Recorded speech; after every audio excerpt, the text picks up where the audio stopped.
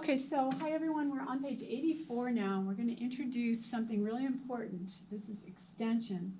Up until now we've been playing in a 5-finger pentascale position for almost everything, with the exception of the 5-7 chord.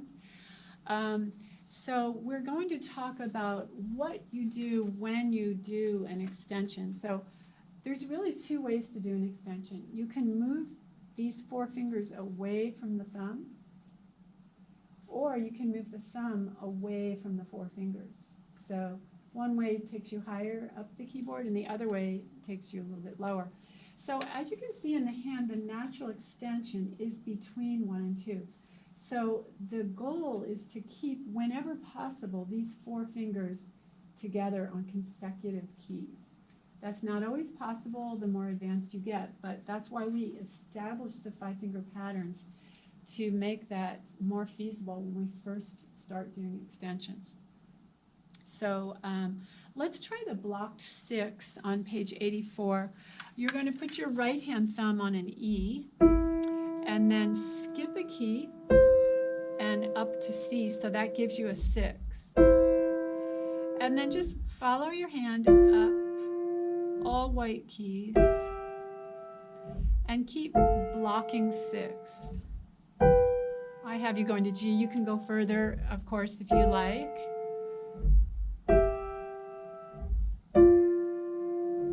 And then, of course, the left hand, same thing. You can do it down an octave. Notice I'm always keeping that skipped key between 1 and 2. I went a little further. So even the fingers that I'm not using, you can see that I'm feeling where they are, and that's how I know that I'm in the correct position. Now, I want you to do that with your eyes closed. So in the air, everyone try to find an air 6, okay? So just feel what it felt like to play a 6 and plop your hand down anywhere on white keys. And you're feeling for that skipped key. So keep doing that. Up in the air, don't look, and just plop your hand down. And see if you're getting 4 consecutive white keys in a row, and then a skipped key. And then maybe try the exercise again, both directions, up and down, left hand.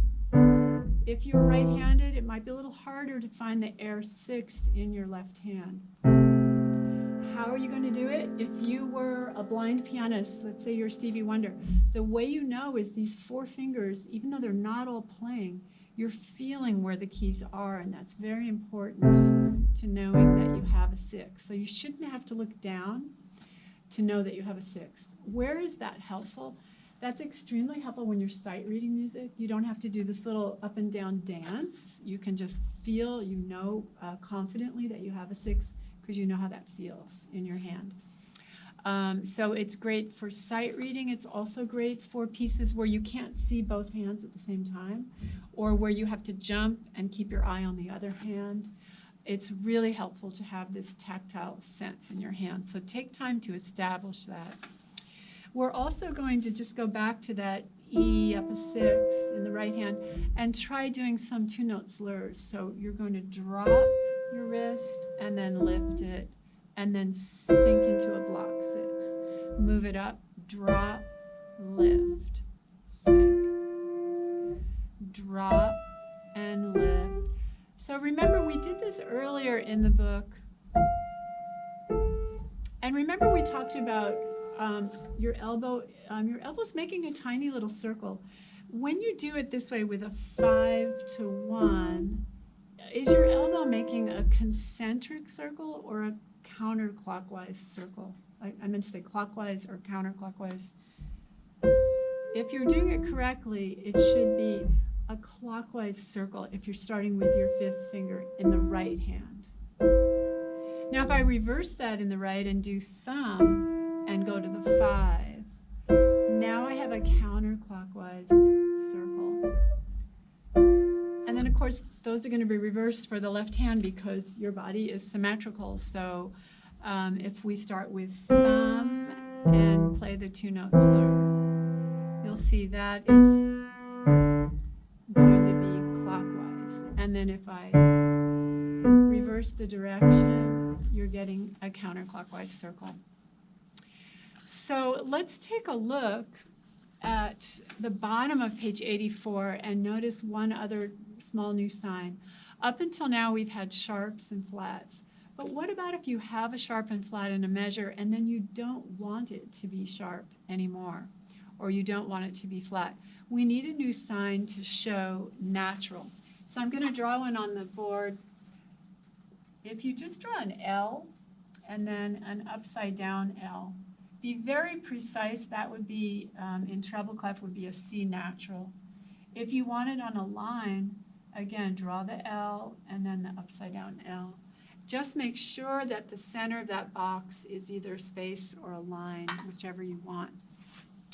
So now looking at page 85 for distant land, you can see that there's an F natural, even though we have a key signature now showing the 3 sharps for A major. And so when we play the left hand, we block a 5th on A. And then in the next measure, we're going to F natural. So it's just white keys. So you'll see a 5th moving to a 6th. And you want to try that without looking. See if you can do it without looking and get that accurate. And that's all the left hand does, except in the very last measure, you get to do a really fun thing. You get to use your right foot on the damper pedal, and you're going to play the 5th and put the pedal down, and then that low note 3 ledger lines down is a low A.